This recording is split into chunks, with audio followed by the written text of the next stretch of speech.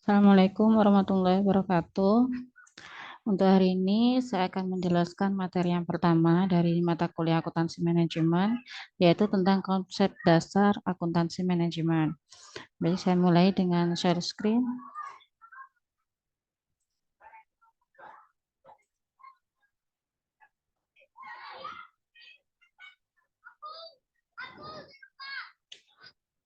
Baik, ini untuk materi yang pertama yaitu tentang konsep dasar akuntansi manajemen.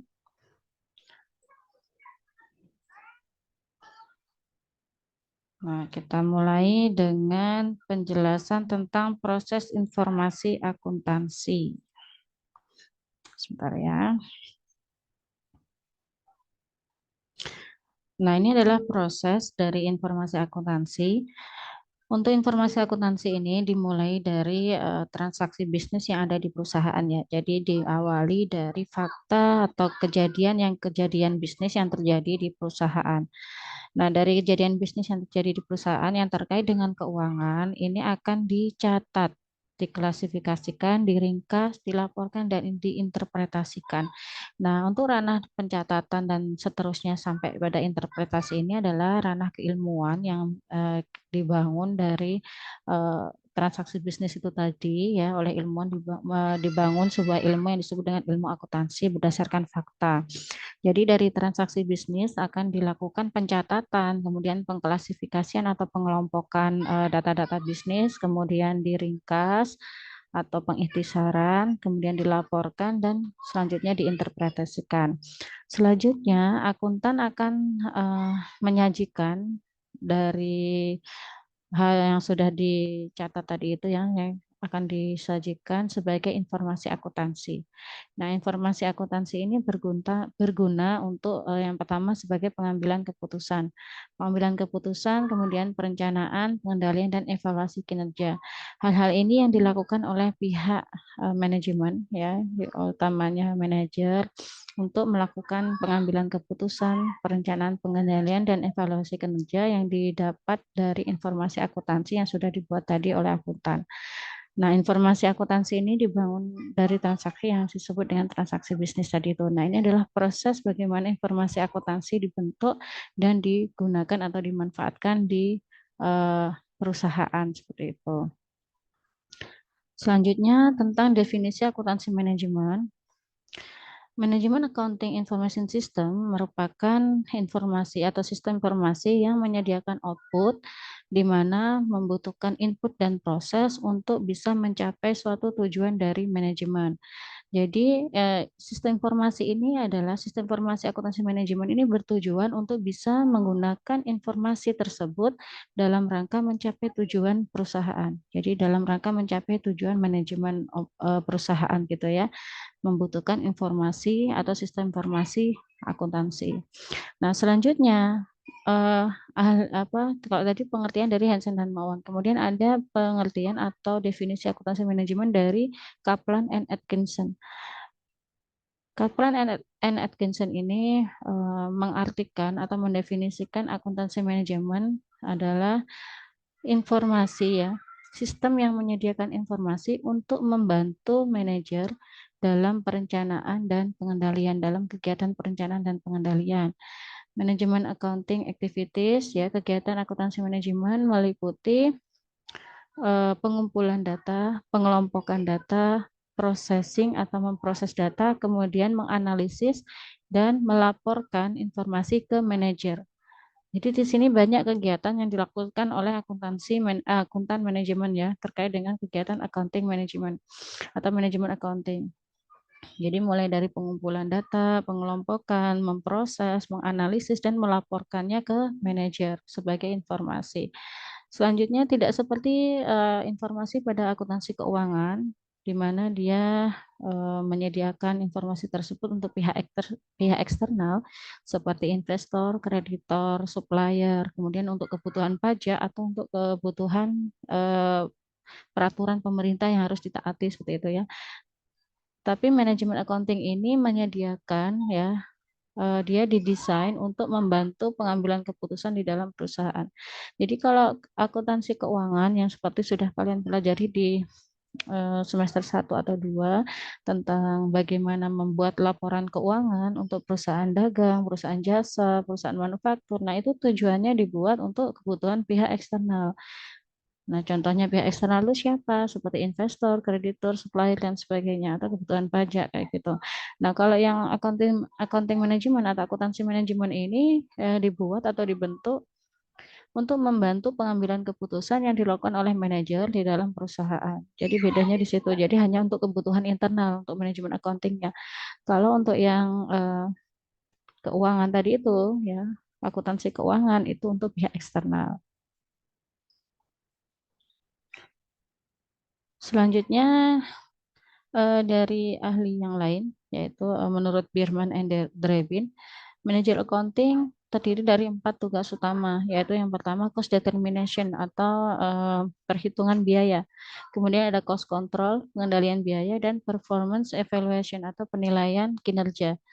Dan juga supplying financial information for planning and special decision. Jadi menyediakan informasi keuangan untuk kegiatan perencanaan atau untuk pengambilan keputusan khusus. Jadi di dalam kegiatan manajerial itu ada untuk pengambilan keputusannya ada pengambilan keputusan khusus ataupun pengambilan keputusan rutin. Nah, itu nanti akan kita bahas di belakang.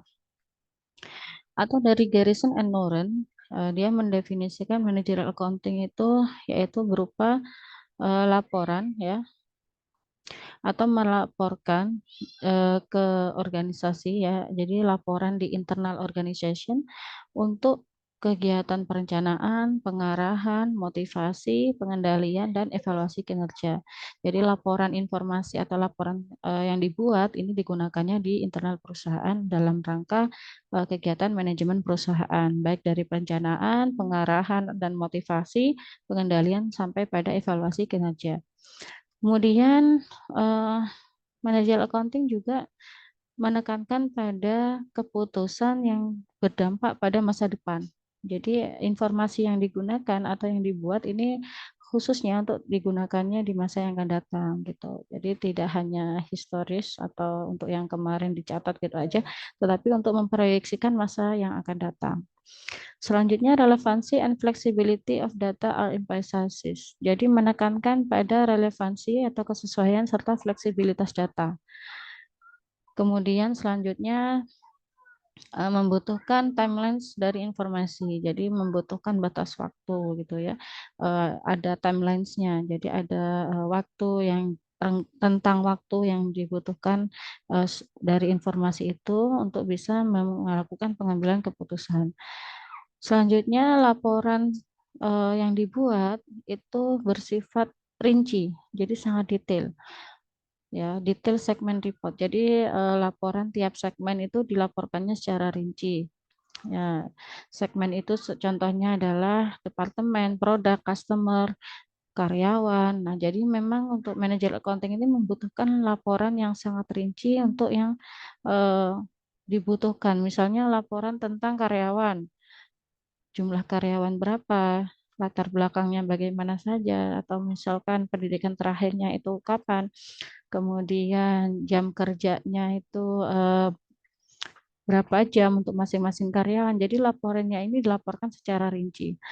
Kemudian yang selanjutnya need not follow GEP. Jadi kalau accounting managerial ini tidak membutuhkan untuk mengikuti standar akuntansi keuangan yang berlaku atau tidak perlu mengikuti pabunya. Jadi bisa saja laporan yang dibuat oleh perusahaan A ini akan berbeda dengan perusahaan B. Karena memang ini tergantung dari kebutuhan manajerialnya. Jadi informasi yang dibutuhkan itu bagaimana, kemudian mau dibentuk seperti apa, ini tergantung dari perusahaan. Selanjutnya not mandatory atau tidak wajib. Jadi bersifat fleksibel, tidak harus misalnya tiap akhir tahun itu tidak, tapi tergantung bagaimana perusahaan ini membutuhkannya atau kapan perusahaan ini membutuhkannya gitu untuk dibuatlah laporan dari akuntansi manajemen tadi. Nah, mau dibuat laporan atau informasi yang seperti apa itu juga tergantung kebutuhan dari perusahaan. Nah, itu adalah beberapa definisi dari beberapa ahli ya, definisi akuntansi manajemen dari beberapa ahli.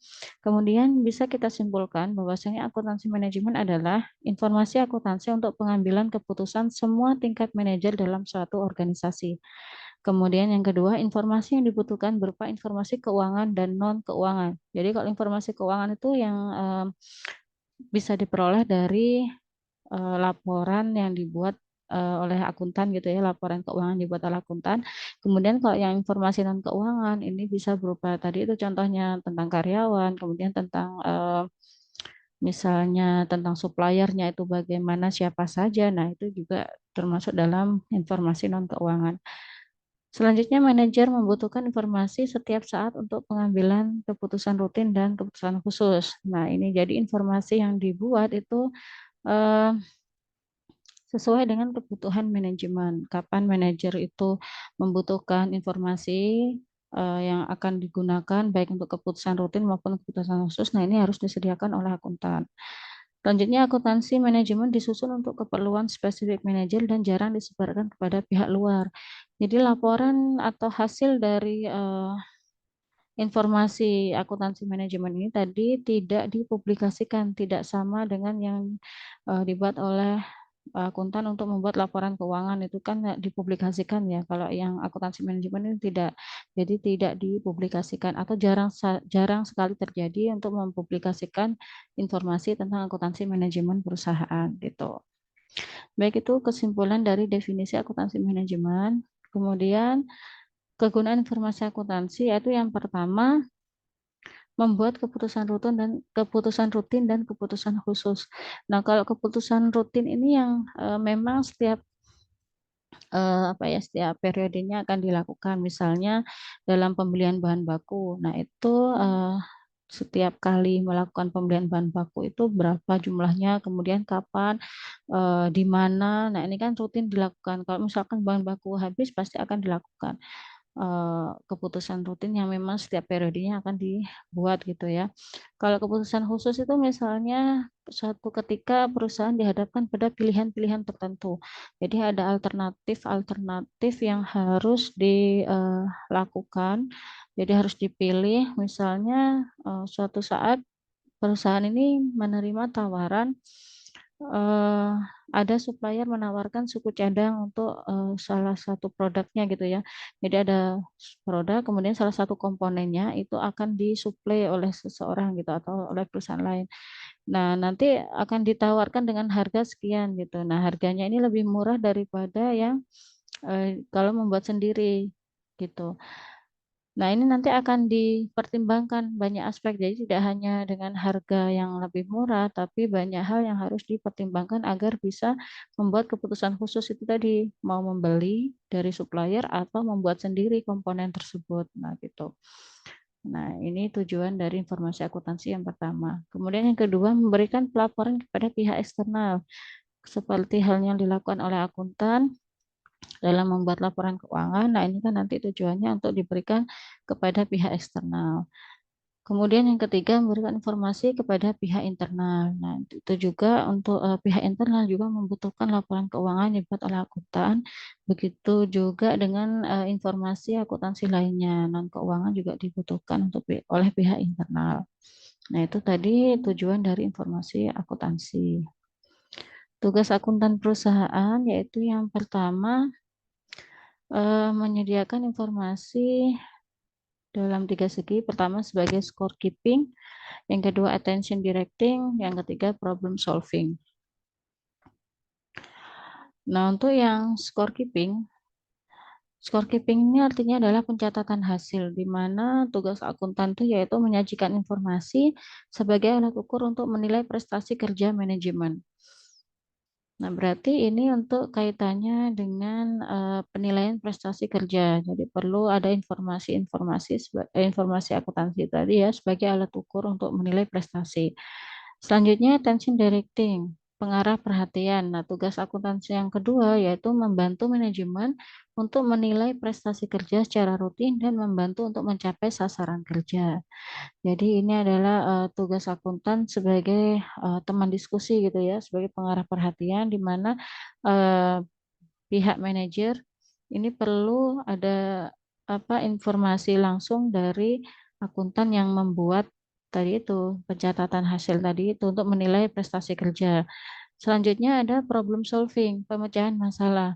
membantu manajemen untuk membuat keputusan khusus. Nah, tadi itu seperti yang saya jelaskan bahwasanya ada kalanya manajer ini akan membuat keputusan khusus.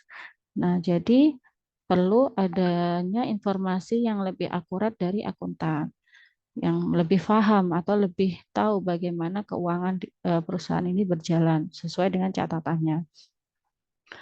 Informasi akuntansi dan tujuannya, yang pertama untuk yang data pemecahan masalah atau problem solving. Nah, ini tujuannya untuk membuat strategi, kebijakan, program kerja, anggaran, dan untuk mengambil keputusan khusus. Nah, ini tujuan dari data-data yang disediakan akuntan tentang pemecahan masalah. Kemudian untuk data pengarah perhatian, yaitu untuk membuat rencana dan pengawasan kegiatan operasi rutin. Nah, ini yang sehari-hari dilakukan. Kemudian yang data pencatatan hasil atau scorekeeping, yaitu untuk pihak luar perusahaan atau pemegang saham, lembaga keuangan, kantor pajak, serikat buruh, dan lain-lain dalam menilai kinerja manajemen. Tuh ya. Jadi ini adalah data dari akuntan dengan tugasnya, kemudian tujuannya juga apa. Hakikat akuntansi manajemen. Nah, ini untuk akuntansi manajemen ini kan erat kaitannya dengan proses pengambilan keputusan oleh manajer. Proses pengambilan keputusan oleh manajer atau keputusan manajemen. Nah, dasar dari pengambilan keputusan itu sendiri yaitu merupakan atau berupa informasi akuntansi. Informasi akuntansi ini bisa berupa informasi keuangan, ekonomi, atau SDM. Jadi keuangan dan non-keuangan. Selanjutnya ada manajemen atau di sini adalah manajer. Manajer di sini sangat mempengaruhi bagaimana pengambilan keputusan itu akan dibuat atau apa yang akan diambil sebagai keputusan akhir. Nah, manajer ini perannya sangat besar dalam pengambilan keputusan di perusahaan yang dipengaruhi oleh perilaku manajemen.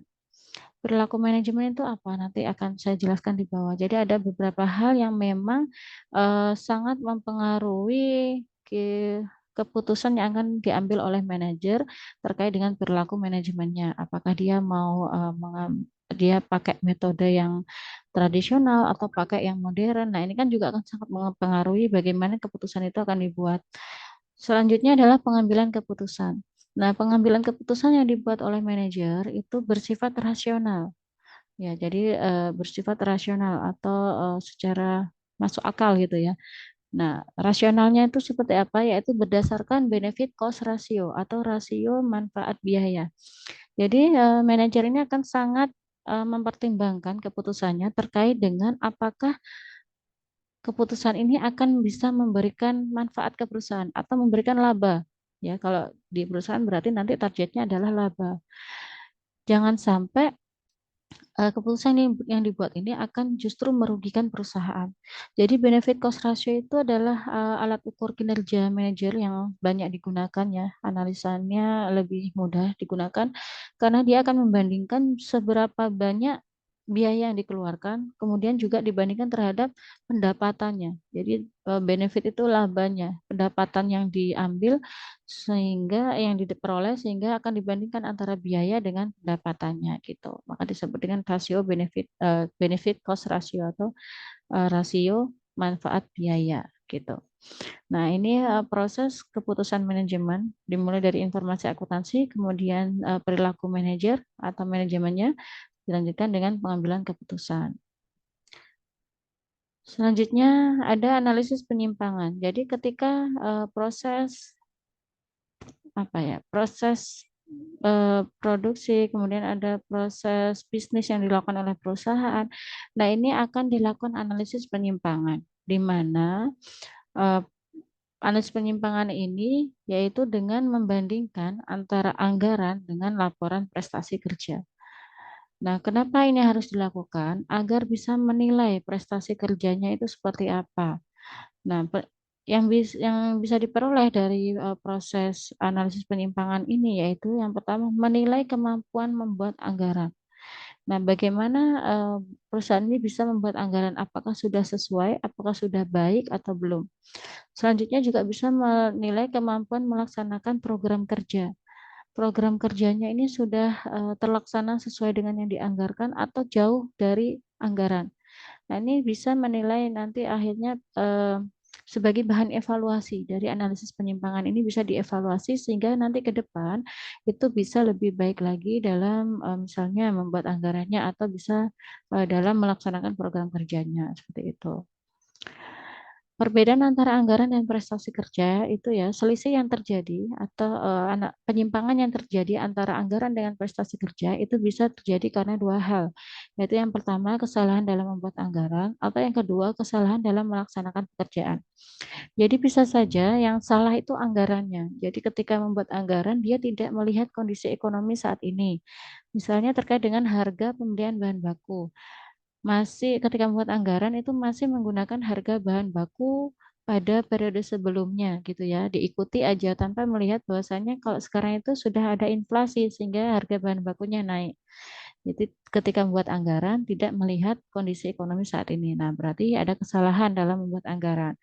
Atau yang kedua, kesalahan dalam melaksanakan pekerjaan. Nah, kalau kesalahan dalam melaksanakan pekerjaan berarti ini bagaimana ketika sudah terrealisasi ya, misalkan pada periode produksi saat ini, ketika realisasinya itu banyak hal yang tidak sesuai, misalnya dalam kinerja karyawannya, dianggarkannya itu bisa dalam satu periode produksi ini bisa dilaksanakan dalam 100 jam kerja misalnya. Nah, ternyata banyak karyawan yang atau ada beberapa karyawan yang tidak bekerja sesuai dengan jam kerjanya. Jadi molor seperti itu sehingga akan menambah jam kerja menjadi 110 jam misalnya kayak gitu. Sehingga kan biaya juga akan bertambah. Nah, ini bisa saja terjadi kesalahan dalam melaksanakan pekerjaan. Nah, dari penyimpangan-penyimpangan ini, penyimpangan biaya yang terjadi itu bisa dianalisis sehingga nanti akan bisa dijadikan sebagai bahan evaluasi pada periode berikutnya. Ini ada contoh di mana anggaran dengan realisasinya. Contoh yang pertama, penjualan dalam unit, anggaran 1000 unit, realisasi 1050 unit. Berarti di sini ada varian atau selisih sebesar 50 unit. Kalau dari sisi penjualan itu kan berarti kita mendapatkan hasil ya, apa pendapatan gitu ya. Nah, kalau dari sisi penjualan ketika realisasi itu lebih tinggi daripada anggaran, terjadi varian menguntungkan. Jadi lebih besar gitu ya realisasinya sehingga ada varian menguntungkan. Tapi kalau dari sisi biaya, kalau realisasi lebih tinggi dari anggaran, maka itu ada varian tidak menguntungkan. Contohnya di sini ada biaya upah langsung. Ini anggarannya 8.000, kemudian realisasinya 8.100. Berarti ada varian 100. Nah, varian ini karena realisasi ini lebih tinggi daripada anggaran, maka varian ini disebut varian tidak menguntungkan. Dan seterusnya seperti itu. Jadi kalau dari segi penjualan ya ataupun dari segi laba, kalau realisasinya lebih tinggi daripada anggaran, maka ada varian menguntungkan. Tapi kalau dari segi biaya, ketika realisasi lebih tinggi daripada anggaran, maka ada varian tidak menguntungkan gitu. Selanjutnya perilaku manajer. Manajer adalah orang yang dipercaya oleh pemilik perusahaan untuk menyusun strategi, kebijakan, program kerja, anggaran, mengendalikan kegiatan operasi, dan menilai kinerja. Jadi manajer ini adalah pelaku bisnis ya. Dia adalah orang yang dipercaya oleh pemilik perusahaan. Jadi hanya sebagai yang menjalankan pelaksana, pelaksana kegiatan bisnis perusahaan. Kemudian perilaku manajer dipengaruhi oleh yang pertama kondisi organisasi. Nah ini ya, tadi ketika mengambil keputusan itu banyak dipengaruhi oleh perilaku manajer. Nah yang pertama tentang kondisi organisasi di mana manajer dalam penentuan tingkat ROI dan ROE-nya. Nah ini bagaimana dalam mengatur keuangan perusahaan. Ini menggunakan dasar apa untuk bisa meningkatkan laba perusahaan. Jadi ini dipengaruhi oleh kondisi organisasi. Kemudian yang kedua, kondisi peralatan kerja. Manajer ini lebih menggunakan capital intensif atau modal ya, jadi lebih mengarah pada modal atau mengarah pada labor intensif pada buruh atau karyawan. Selanjutnya dipengaruhi oleh metode kerja, menggunakan metode modern atau tradisional. Jadi ini mindset atau pilihan dari manajer gitu ya. pola pikirnya bagaimana sehingga banyak akan dipengaruhi oleh hal-hal seperti ini. Yang keempat, dipengaruhi oleh sasaran kerja yang ingin dicapai, realistik atau idealistik. Nah, kalau realistik ini berarti banyak secara real, jadi dia lebih banyak melihat realisasinya atau eh, kinerja secara langsung. Kalau idealistik itu berarti secara normatif atau sebaiknya, idealnya bagaimana gitu. Jadi masih pakai teori-teori yang dia banyak gunakan gitu. Kalau realistik berarti yang secara nyata, idealistik itu banyak menggunakan idealnya atau teorinya bagaimana gitu. Selanjutnya, sikap dan perilaku bawahan dalam menerima dan melaksanakan tugas pekerjaan. Nah, ini juga sangat mempengaruhi perilaku manajer ketika manajer ini memberikan instruksi atau memberikan arahan kepada karyawan itu diterimanya positif atau negatif. Ini juga banyak mempengaruhi perilaku manajer juga dalam pengambilan keputusan gitu. Perbedaan akuntansi keuangan dan akuntansi manajemen. Nah, tadi sudah sedikit banyak saya singgung bagaimana akuntansi keuangan dan akuntansi manajemen ini dibedakan. Yang pertama dalam penyajian informasi, kalau akuntansi manajemen tidak terikat dengan PABU, jadi tidak terikat dengan prinsip akuntansi berterima umum. Kalau di Indonesia itu mengikuti IFRS gitu ya untuk PABU-nya. Kalau akuntansi keuangan terikat dengan PABU, jadi harus mengikuti kaidah-kaidah yang ada di atau standar-standar pelaporan keuangan yang ada di IFRS gitu. SAK ya, standar akuntansi keuangan berbasis IFRS.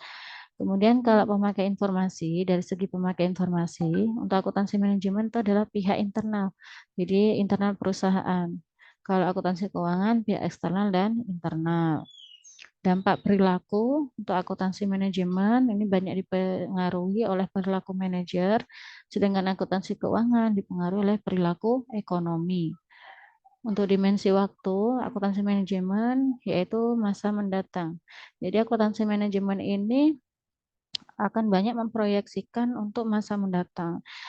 Misalnya itu tadi yang untuk memprediksi laba, ya laba di periode berikutnya, atau memprediksi bagaimana perencanaan jangka panjang dan jangka pendek, itu ya laba jangka panjang, jangka pendek. Nah itu untuk ranahnya akuntansi manajemen di situ. Kemudian kalau akuntansi keuangan ini adalah masa lampau. Jadi ya historis aja dari transaksi keuangan yang sudah terjadi, kemudian dilaporkan seperti itu. Untuk waktu penyajian, akuntansi manajemen fleksibel tergantung dengan kebutuhan pihak manajerial. Kemudian kalau akuntansi keuangan, waktu tertentu, jadi bisa eh, kuartal, 4 kuartal itu berarti 3 bulan sekali ya, 3 bulan sekali itu dibutuhkan laporan keuangan sudah pasti misalnya harus ada ya sudah ditentukan waktunya gitu ya, ada kuartalan, ada tahunan gitu. Kalau tahunan biasanya kalau perusahaan tuh banyak menggunakan akhir tahun per 31 Desember. Tapi ada juga di bulan lainnya misalnya per 31 per 30 Juni apa 31 Juli gitu yang tahunannya gitu ya. Jadi tergantung perusahaan juga. Sifat pelaporan atau akuntansi manajemen rinci. Nah, tadi dilaporkan secara detail, jadi tidak hanya total-total akhirnya atau jumlah akhirnya. Misalnya tentang harga pokok produksi. Kalau di akuntansi keuangan itu kan garis besar, jadi jumlahnya harga HPP-nya itu berapa ada di laporan laba ruginya yang masuk di situ. Nah, kalau di akuntansi manajemen ini akan lebih rinci lagi. Dari HPP itu diperolehnya dari mana saja. Untuk biaya bahan bakunya totalnya berapa. Kemudian nanti akan lebih rinci lagi bahan bakunya itu harga satuannya itu berapa yang dibutuhkan berapa untuk tiap kali produksi. Nah, kayak itu jadi lebih rinci untuk di akuntansi manajemen. Kalau akuntansi keuangan cukup garis besarnya aja. Jadi jumlah totalnya berapa gitu. Untuk aktivitas penyajian, akuntansi manajemen itu multidisiplin ilmu. Jadi dia membutuhkan banyak bidang ilmu untuk bisa melakukan pengambilan keputusan. Ada ilmu manajemen, ilmu akuntansi, kemudian ada kalau tingkatan lebih luas misalnya terkait dengan pengambilan keputusan yang berdampak pada ekonomi suatu daerah, ya dia akan membutuhkan ilmu pemerintahan daerah atau ilmu tentang ekonomi pembangunan sebagainya. Nah, itu ya. Jadi tergantung. Kalau tentang ini tadi bisnisnya tentang pertanian, dia akan membutuhkan ilmu pertanian di situ. Untuk akuntansi keuangan ini cukup satu ilmu, yaitu ilmu akuntansi gitu ya. Jadi bedanya di situ. Untuk informasi akuntansi keuangan, jadi ketika ada laporan keuangan yang disajikan oleh akuntan itu tadi, terdiri dari informasi tentang aset, liabilitas, ekuitas, pendapatan, dan beban, ini bisa diperoleh beberapa informasi, yaitu berupa likuiditas, solvabilitas, aktivitas, profitabilitas, pertumbuhan bisnis, penilaian bisnis, dan kesehatan bisnis. Nah, semua informasi ini bisa diperoleh dari sumber yaitu berupa laporan keuangan perusahaan.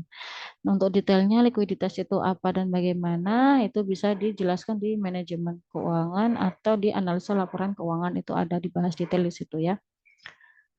Selanjutnya untuk informasi akuntansi manajemen itu bisa diperoleh yaitu yang pertama data historis, di mana diolah menjadi informasi yang relevan untuk pengambilan keputusan.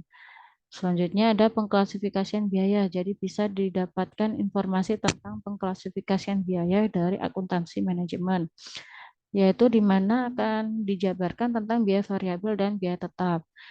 Fungsinya untuk membuat perencanaan dan pengendalian kegiatan. Informasi yang ketiga yaitu berupa volume penjualan dan harga jual, di mana ini akan digunakan untuk meramal, baik menggunakan time series maupun menggunakan hubungan variabel bebas dengan variabel terikat lainnya untuk pengambilan keputusan bisnis di masa mendatang. Informasi yang lain yaitu tentang nilai persediaan, HPP per unit atau total, varian atau penyimpangan, bisa berupa varian volume penjualan, harga penjualan, biaya bahan baku, biaya tenaga kerja langsung, dan biaya overhead. Kemudian informasi tentang biaya pemasaran, biaya administrasi, biaya modal, laba akuntansi, laba ekonomis, full costing, direct costing, activity based costing, dan just in time costing. Nah, semua informasi ini digunakan untuk pengambilan keputusan dalam perencanaan dan pengendalian kegiatan. Nah, ini adalah informasi-informasi yang bisa diperoleh dari akuntansi manajemen. Selanjutnya perkembangan akuntansi manajemen, yaitu yang pertama sejak catatan bisnis disajikan sampai tahun 1990-an ini menggunakan historical costing. Jadi bagaimana menghitung biaya dengan melihat periode-periode sebelumnya, jadi historis ya, jadi melihat yang sebelumnya.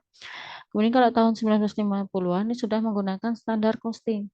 Nah, standar costing ini adalah biaya standar yang mungkin kemarin di akuntansi biaya sudah dipelajari ya, bagaimana melakukan biaya standar biaya ini bagaimana untuk bisa digunakan dalam eh, ada analisis biayanya juga bisa digunakan dalam pengendalian gitu ya. Jadi sudah menggunakan biaya standar. Ada anggaran, kemudian ada realisasi, kemudian dia akan dicari variannya. Untuk tahun 1980-an ini sudah berubah lagi atau sudah meningkat lagi menggunakan activity based costing. Nah, ABC ini berarti dia akan menghitung biaya berdasarkan aktivitas. Ini banyak diterapkan atau berkembangnya ABC ini juga dari perusahaan Jepang dan banyak diterapkan di perusahaan Jepang juga gitu. Di tahun 2000-an ini sudah pakai target costing. Jadi banyak menggunakan biaya berdasarkan target. Jadi sudah melihat apa ya bagaimana biaya ini dihitung dengan melihat kebutuhan customer seperti itu. Nah, jadi ada target costing. Kemudian untuk akuntansi manajemen untuk metode yang digunakan ya. Untuk akuntansi manajemen tradisional ini sudah banyak tidak digunakan oleh perusahaan-perusahaan saat ini, perusahaan besar saat ini ya yang bisa dia memproduksi berbagai macam produk. Nah, mereka sudah beralih ke akuntansi manajemen kontemporer di mana orientasi pada laba melalui kepuasan pelanggan. Jadi melihat kebutuhan pelanggan itu apa dan bagaimana sehingga bisa memperoleh laba yang tinggi dengan adanya kepuasan pelanggan sehingga dia akan kembali membeli produk kita dan juga berbasis pengurangan biaya. Jadi bagaimana bisa menekan biaya agar laba bisa lebih tinggi seperti itu. Jadi sudah menggunakan akuntansi manajemen kontemporer. Selanjutnya berlaku etis akuntan manajemen. Nah, ini ada 10 nilai yang harus dijunjung oleh akuntan manajemen. Jadi akuntan manajemen itu harus memiliki beberapa sikap yang memang harus dimiliki gitu ya. Yang pertama ada kejujuran, kemudian integritas, memegang janji, kesetiaan, keadilan, kepedulian terhadap sesama, penghargaan kepada orang lain atau menghargai orang lain gitu ya, kewarganegaraan yang bertanggung jawab, pencapaian kesempurnaan dan akuntabilitas atau bertanggung jawab. Nah, 10 hal ini yang harus dimiliki, 10 sikap baik yang harus dimiliki oleh akuntan manajemen sehingga bisa dipercaya oleh manajer untuk dapat membantu manajemen dalam pengambilan keputusan. Nah, ini sebagai informasi tambahan tentang sertifikat akuntansi. Jadi yang pertama itu ada CPA, ini untuk akuntan publik atau auditor eksternal gitu ya. Tugasnya untuk memeriksa laporan keuangan klien. Nah, untuk akuntan manajemen di perusahaan ini juga ada sertifikat yang bisa diraih atau diperoleh dengan melakukan uji ya. Ada tes-tesnya di situ, yaitu berupa CMA, Certificate in Management Accountant. Tugasnya menyajikan laporan manajerial untuk pengambilan keputusan. Nah, kalau yang di auditor internal itu ada SIA atau CIA. Kalau CIA ini adalah sertifikat yang dikeluarkan di Amerika. Nah, kalau yang di Indonesia kita pakai yang QIA, Qualified Internal Auditor. Nah, ini QIA ini yang akan digunakan atau sertifikat keahlian yang ahli di auditor internal. Tugasnya memeriksa laporan keuangan internal perusahaan. Oke, itu sertifikat akuntansi yang bisa diperoleh oleh akuntan gitu ya. Hubungan financial accounting, cost accounting, dan managerial accounting, yaitu cost accounting ada di tengah di sini ya. Informasi dari akuntansi biaya itu berupa biaya per unit dari produksi, kemudian juga tentang nilai persediaan ya, tentang persediaan ataupun biaya-biaya yang biaya per unit produksi gitu, biaya per unit produk. Nah, ini informasi dari akuntansi biaya ini juga berguna untuk informasi di akuntansi keuangan.